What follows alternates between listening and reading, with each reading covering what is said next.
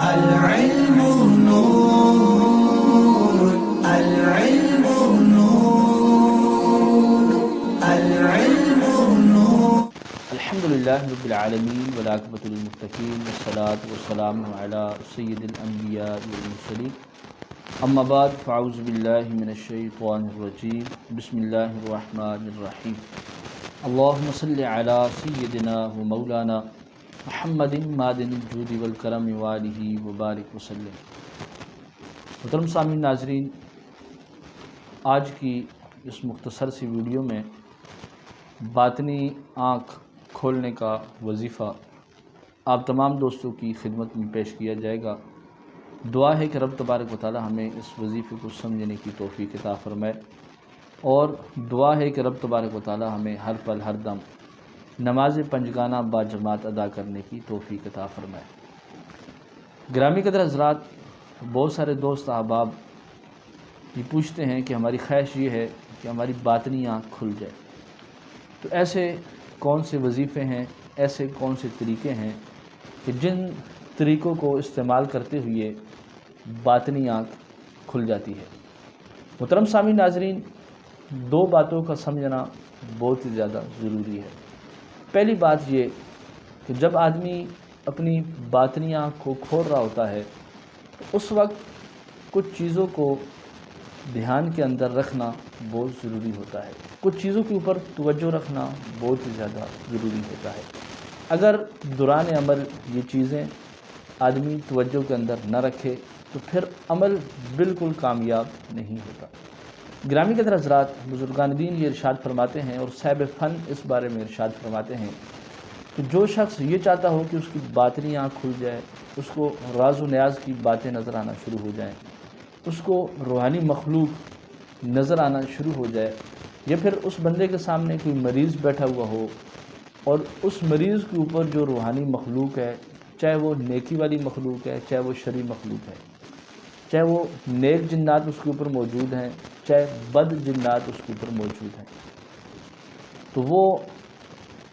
باطنی آنکھ کی وجہ سے معلوم ہو جائے. تو گرامی قدر حضرات، بزرگان دین یہ ارشاد فرماتے ہیں کہ جب انسان نماز پڑھتا ہے تو دل کے اندر روحانیت پیدا ہو جاتی ہے. جب انسان روزہ رکھتا ہے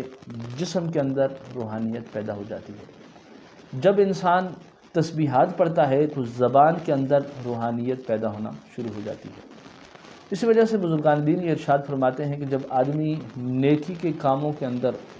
سبقت لینا شروع کر دیتا ہے، نیکی کے کاموں کے اندر بڑھنا چڑھنا شروع کر دیتا ہے، تو پھر ان نیکی کے تمام کاموں کی وجہ سے رب تبارک و تعالی بندے کی روحانیت کے اندر چار چاند لگا دیتا ہے. اور صاحب فن اس بارے میں ارشاد فرماتے ہیں، جیسے کہ امام غزالی رحمۃ اللہ علیہ ارشاد فرماتے ہیں کہ اگر کوئی شخص اس چیز کا خواہ ہو کہ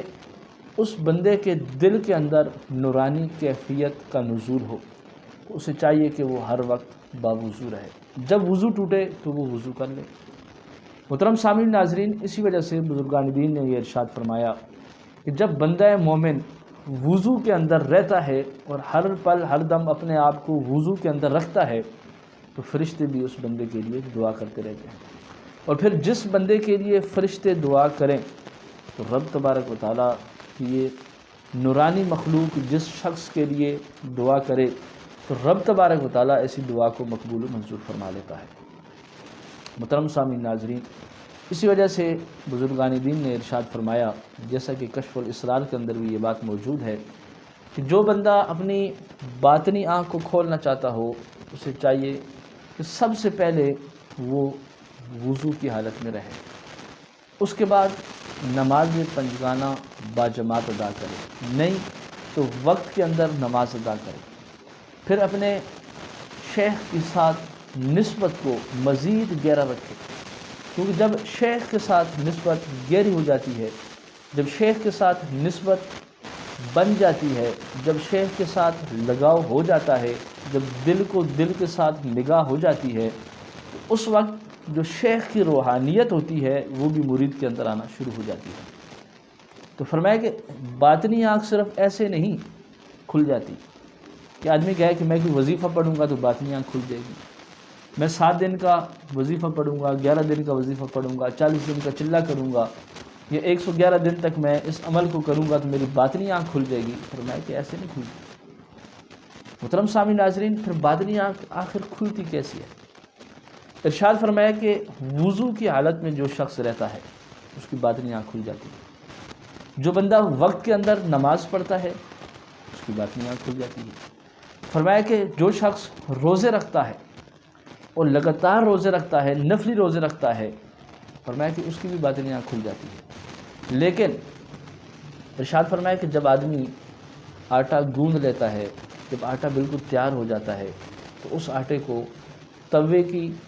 تندور کی اور آگ کی ضرورت پڑتی ہے، پھر جا کر ایک روٹی بنتی ہے۔ اسی آٹے کو آدمی جب توے پر ڈالتا ہے اور نیچے چولہا جل رہا ہو تو روٹی کا جو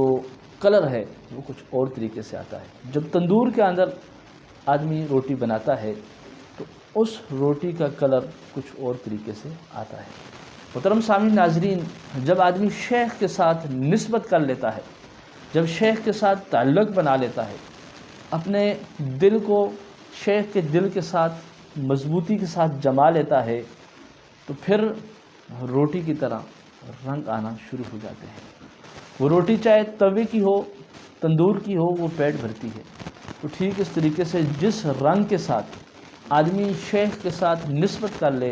ارشاد فرمایا کہ وہی رنگ بندے کو حقیقی رنگ کے اندر رنگ دیتا ہے۔ اور جب آدمی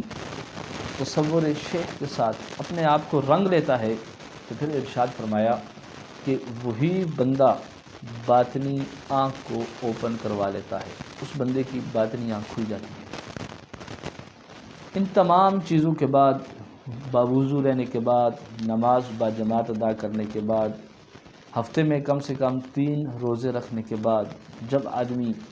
ساتھ ساتھ رب تبارک و تعالیٰ کی رضا کے لیے خاص کلمات کو ورد میں رکھتا ہے، معمول بنا لیتا ہے،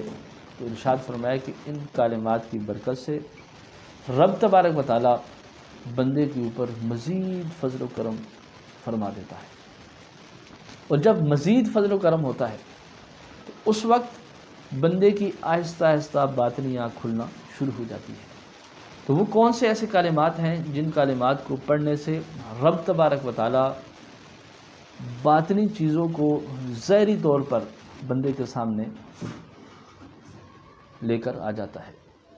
جو چیزیں چھپی ہوئی ہوتی ہیں وہ تمام چیزیں سامنے آ جاتی ہیں، جو پوشیدہ ہوتی ہیں وہ ظاہر ہو جاتی ہیں۔ مریض کے اوپر جو جنات ہوتے ہیں وہ جنات ظاہری طور پر عامل کو نظر آنا شروع ہو جاتے ہیں۔ گرامی قدر حضرات، وہ کلمات یہ ہیں: اللہ لا الہ الا هو الحی القیوم، یا قادر یا کریم، بحق کاف ہا یا عین صاد، بحق یا اللہ، یا ناصر، یا سلام، یا قادر، یا کریم۔ فرمایا کہ ان کلمات کو جو بندہ 21 دن تک عشاء کی نماز کے بعد 2100 مرتبہ ڈیلی پڑھتا ہے اور شرائط کے ساتھ پڑھتا ہے، اس بندے کی باطنی نگاہ کھل جاتی ہے۔ جب وہ مریض کو سامنے بٹھا کر کوئی بھی ان کلمات میں سے کچھ کلمات پڑھتا ہے تو رب تبارک و تعالیٰ اس بندے کی باطنی آنکھ کو کھول دیتا ہے، اور مریض کے اوپر جو جنات ہوتے ہیں وہ بندے کو نظر آنا شروع ہو جاتے ہیں۔ پھر آدمی ان سے کوئی بھی سوال کر لے تو وہ تمام سوالوں کے جواب بھی دیتے ہیں کہ کس بندے نے جادو کیا، کہاں سے جنات آئے، جادو کھلایا گیا، پلایا گیا، دفنایا گیا، کتنا عرصہ پرانا جادو ہے۔ یہ تمام چیزیں ظاہری طور پر عامل کو وہی جنات بتا دیتے ہیں، اور یہ جو جنات آپ کو ساری چیزیں بتا رہے ہوتے ہیں یہ جادو والے جنات آپ کو بتاتے ہیں، کیونکہ مریض کے اوپر جادو کے جنات پوشیدہ ہوتے ہیں، وہ آپ کے سامنے ظاہر ہو جاتے ہیں۔ یہی تو باطنی آنکھ کا کھلنا ہے۔ اور فرمایا کہ اگر آپ اپنی روحانی مخلوق سے یہ تمام چیزیں پوچھتے ہیں تو آپ کو بذریعہ مراقبہ بھی